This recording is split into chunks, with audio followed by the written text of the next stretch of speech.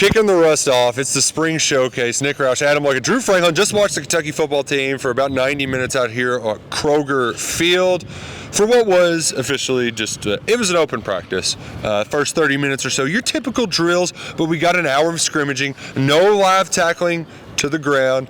I was a little disappointed in that, Mr. Luckett. I wanted to see, because especially big Dante Dowdell, that's a big guy from Nebraska, led the Big Ten in rushing. You weren't sure what you were going to get with him. He had a couple nice runs today, but it is hard to figure out what's going on in the run game when you're not actually tackling. Yeah, which is a big part of what we think this team will be, right? Run-first offense.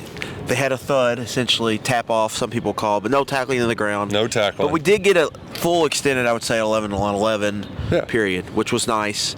Really the takeaway today, I think, was, Zach Calzada just looked the part for what you expect to see here. And then I think banged-up receiver room was kind of my bigger takeaway. We had David Washington playing a lot. I don't think that was an expectation pre-spring, and then you had a lot of guys out from that room. Fred Ferrier, your spring DJ crush. Miller, he wasn't there. Your spring crush, DJ Miller was out. I believe there was a couple more out as well. So, but you did see Macklin, you did see Kendrick Law, you did see the new look offensive line, and you saw some of the new pieces they had on defense. Drew, we made it. I think Stoops talked for 12 minutes, and we made it 11 minutes before he got his Zach Calzada question. That's weird. It's the spring. We're supposed to talk about the new quarterback. What's going on? First of all, you know what else is weird? It looks like you all are holding invisible microphones. There are mics in their hands. I'm just watching you two, and it looks like you're just doing this. Just so you all know, they are holding something that captures audio. But yeah, it was, I thought Calzada would be most of the story. Just new QB1, always going to get most of the attention. Wasn't a lot said about him after the game, but I thought in what limited we saw of him, I think he only had 2 drives. Had the big pass downfield. I thought he looked pretty good, as best you could tell out of this. We think they might have said more about the secondary. But I'm with you on the, I guess we're just thudding is what we call it. I didn't know they were going to do that, so when he handed it off to Dowdell and he popped one, I was excited to see something. Then we got a little two-hand touch, and I feel like we were really robbed of what could have been there on some of the first-team offense's first 2 drives. Oh, yeah, that first run he had, I don't think he got touched on the cutback for 15 yards, and then they hit him. I was like, that's a 60-yarder. That's a long one. Yeah, very limited as best we could tell, but you mentioned the receivers. I thought Stellato made a good grab there at the end from Stone Saunders. At that point, to be honest, I didn't even know who I was watching on the defense. It was down to 3rd and 4th string, but there were a few plays that stood out. I wrote the 5 that stood out to me as best I could, but overall it was nice just seeing the team. I'm one of the guys, I haven't covered as closely as you all. I showed up and I got the roster this morning, and I'm seeing names for the first time, so I'm still in the getting familiar with everyone phase. We were also getting familiar with how to do our job, because they didn't tell us who was getting the ball. They didn't tell us how far they got the ball. No stats. No, absolutely. So we were figuring this ago. Should have brought binoculars. That's on us. These eyes, they aren't as good as they once were. But we were able still to see enough to see the offensive line. I thought they did a good job protecting the quarterbacks, at least the ones. The 2s were a little shaky, and you mentioned Stone Saunders, Drew. I mean, he came in, looked like a freshman, overthrew a couple guys. But, I do think it says something about him that they put him back in the game, and he goes and leads the drive down the field, throws a nice crosser to Stellato for a big gain, and then gets the touchdown to Quisenberry that caps off the spring showcase. Yeah, and I think that guy was a guy that threw for a lot of yards and a lot of touchdowns. Sorry, I forgot. Probably listeners. It just looks so ridiculous bringing that up. So, yeah, I think it seemed like he was the 3rd quarterback, and so that was a takeaway from today. With Cutter, it felt like you wanted him to just pull the trigger a little bit faster. That things were going slower, maybe with the 2s.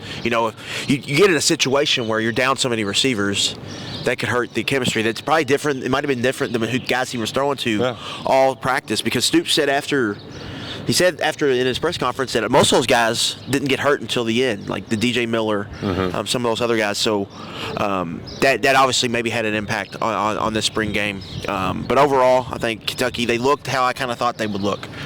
David Gusta was a big guy in the middle.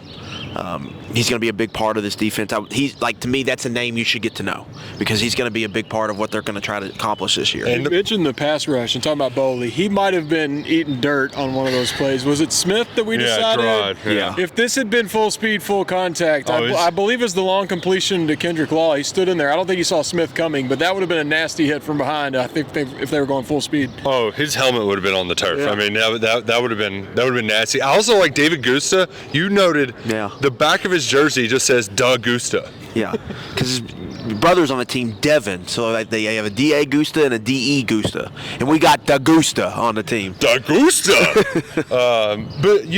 Another shout out to David Washington. Did not expect anything at all from him.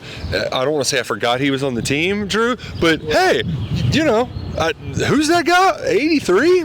Catching touchdowns? 82. Right. I mean, 82. Still learning the number. I mean, he let you know right away. He had one of the first big impact plays. Yeah. And I can't believe we've gone this far into our conversation and not mentioned, was that Josh Allen or Bo Allen in there with the second team? I think Bo had like 40 rushing yards on his drive.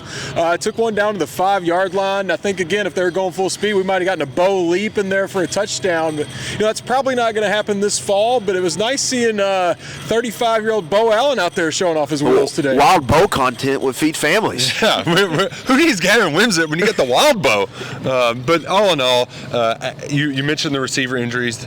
That was certainly a part of it at the end of it. But for the most part, relatively healthy. That's the biggest thing with spring. They had a ton of injuries last year. You lost guys for the year. Relatively clean. Stoops made it sound like he was tiptoeing around the True Edwards conversation, but it sounds like they're good to go.